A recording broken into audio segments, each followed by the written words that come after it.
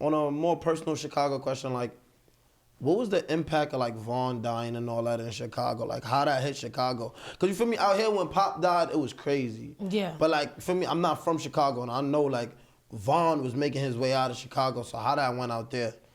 It was insane because it just seemed like when it happened, you know how they say everything like it comes in threes. Like it's just like niggas start dropping like. And he got kids, so it's always hard when you got kids. Like, the city really supported him. Everybody wanted to see him win. So the fact that him leaving Chicago and we seen him win and we pushing him, and for you to go and die somewhere else by a nigga that's not even from your city. Yeah. And it was crazy because we got artists at each other's throat, but everybody was supporting him. Yeah. Everybody was supporting him. And so it shook us. It's like when Duck passed, like, it shook us. It was the same effect. And even though they was at each other's throats, like, we was supporting the two of them. Like, we like, yeah, like, we supported Dirk to get him out of there. We was pushing them. And it's like, y'all didn't, it wasn't even y'all that did it to each other. Nah, see, now, the Vaughn impact, it definitely hit New York a little bit, but Duck shit hit New York a little harder. One, because Duck is, like, one of the pioneers of this shit. Yeah. And two, because, like, even if you watch Duck interviews, like, he was a solid nigga. Like, for what he was saying, like, even when Vaughn passed, like, don't get me wrong, they took their shit, but he was real about it. Like, yo, you feel me? Like, that's still crazy. Yeah. So, even that shit, I don't know. I feel like when artists like that pass, it pained everybody because it's like, damn, like, y'all niggas was doing so good. Y'all had all this potential. It shake the city, but then it's like, you also got to understand that this shit happen to us every day, every hour. Like, we lose people more than y'all do. And I know y'all had that whole Chirac shit. Yes, I'm saying we lose people, and it be people that are so close to us. Like, we losing the same person over and over again. So it's like, damn, you getting double time, triple time. You losing 3 niggas that's brothers, cousins in the same week. Yeah, I ain't gonna front. Yeah, I don't know. Chicago is diff, but being from Chicago, cause me being from New York, I hate this. So I gotta ask somebody from Chicago. Like them YouTube pages that make it sound like, oh, gangland, like, oh my God, these are the most dangerous guys in Chicago. Like, when you be looking at those shit, like, that shit's not just bullshit, or it's just me? We hot. We on fire. It's that, but like, even I was watching. And I'm not even gonna say they out there killing kids. They out there, one kid kill a kid, they going up to high schools retaliating against every kid they know that knew that kid. Like, and these is grown-ups telling these kids go do this stuff. Like, we hot. We is hot. Damn. So what you like, saying? That's what I'm saying. We walking in broad daylight into schools, killing kids. That's crazy. It's stupid. Like, it's not even like it's just adults that are at war. Like, y'all got kids at war, but y'all got a lot of adults at war. We got adults at war with these kids. And like, that don't even make sense. Damn. So growing up in an environment like that, how you feel like that molded you yourself? Like, you feel me? Just as a person. I mean, like, a lot of people be scared of Chicago, but like, being from Chicago, you're not scared. Like, we see this shit every day.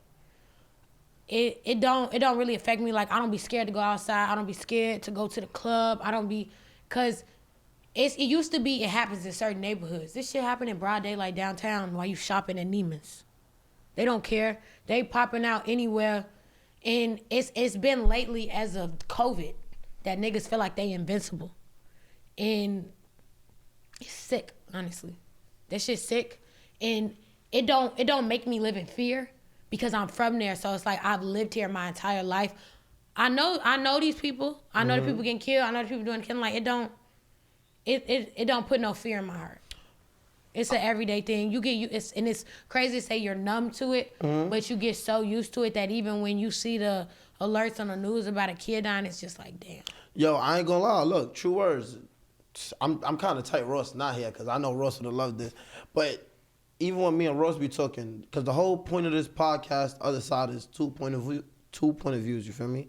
I'm from the hood, Ross from the burbs, like, we really two different people. Yeah. We come together, though. We talk to one person. We share insight on both point of views. You feel me?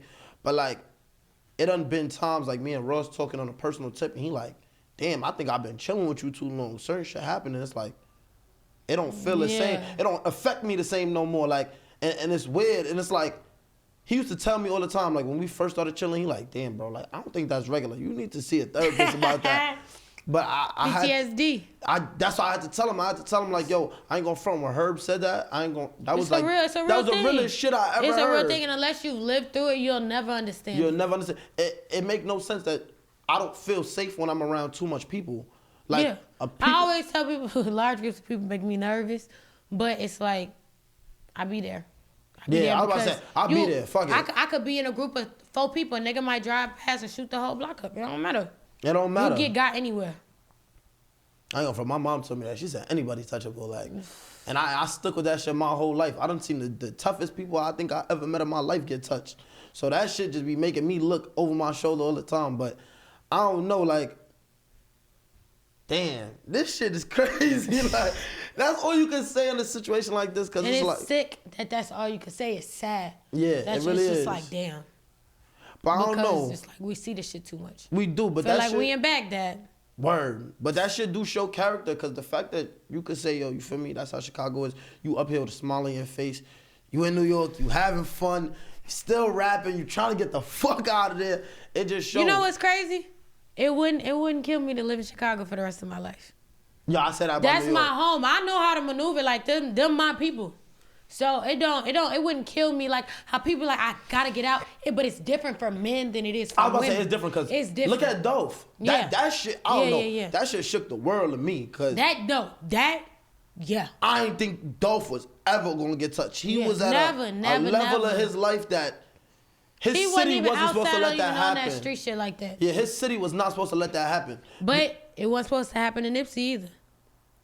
You right. He was on a level where he should have been untouchable. He wasn't even out here gang banging like that no more. I ain't gonna front. You're right. That shit was crazy. And it's always the one you least expect. It be your right-hand man right there. Been with you every day. Word. I ain't gonna lie. Word. Like, I feel like, but even when we was talking about how you said you feel like COVID made it worse, I feel like COVID had like this domino effect on the hood, even the world alone. Cause it's either it went 2 ways. People was losing money or people was making money. And that's fucked up, because the people that's was losing taking money. That's what I'm saying. People that's losing money, they become haters. They like, fuck it. Yeah, and then it starts the violence. And the violence was already there. So it really didn't need no push. And then it was like the vaccine made police get laid off, quit, because they was like, we not getting this shit. Like, we not finna almost die to protect motherfuckers that, you know, that's how Yeah. That's like, I get it. I get Yep. it. I'm not saying I fuck with the police, but y'all look at us like ops. So y'all like, we not finna die on a shot trying to protect the motherfuckers that's shooting at us. Yep. And that also, Yep. taking them off the streets, that just made it like, motherfuckers think this is GTA. Yeah, I Like, was about to say, it's looking real GTA out here right now. I ain't gonna lie. It's looking real nasty. You got 13, 15, 14-year-olds stealing cars for like broad daylight like it's nothing. And it's not even little boys no more. It's little girls. I was about to say, it's getting crazy. It's girls. But how you feel like being from Chicago and all that, how you feel like Chicago is portrayed to the world? Like, you think Chicago's in a good light, or you feel like the world just like look at Chicago like Chirac still? I Everybody from literally Chicago hates that Chirac. Chirac shit. And I feel like a lot of that Chirac shit had to do with Nick Cannon when he made that movie. And I'm sorry, that was not a good movie. It was not. It was I not. never watched that it, shit so was I know it ass. wasn't. You can't have a nigga that's not from Chicago come and tell our story. That's crazy. The Chi is more accurate. It's not. I was about to say, the Chi is not super that's what I'm accurate, but saying, it's more accurate. It's more accurate, and you got real people from Chicago that live this shit every day, that experience this. So it's like they really putting their life into the show. That shit, like, who was he supposed to be in that? Chief Keef? I have no fucking idea. The fuck, that nigga looked like he was fucking doing voodoo in the back room. Talking about, this is Chirac, this is my city. Go home, Roger.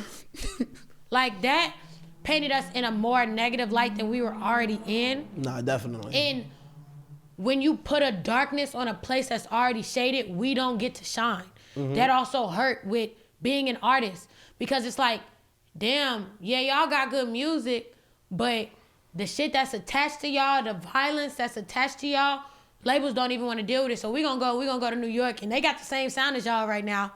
And they a little bit calmer. They ain't as hot as y'all, but really y'all are. But y'all aren't put on that platform here. Y'all not televised like we are to show that shit. So it's like we gonna go up there real quick, and we already got all the officers there anyway. Yeah. Yo. You just watched the clip from the Other Side podcast. Definitely tune in on our Instagram page. You know, everything we drop is a movie. Tune in.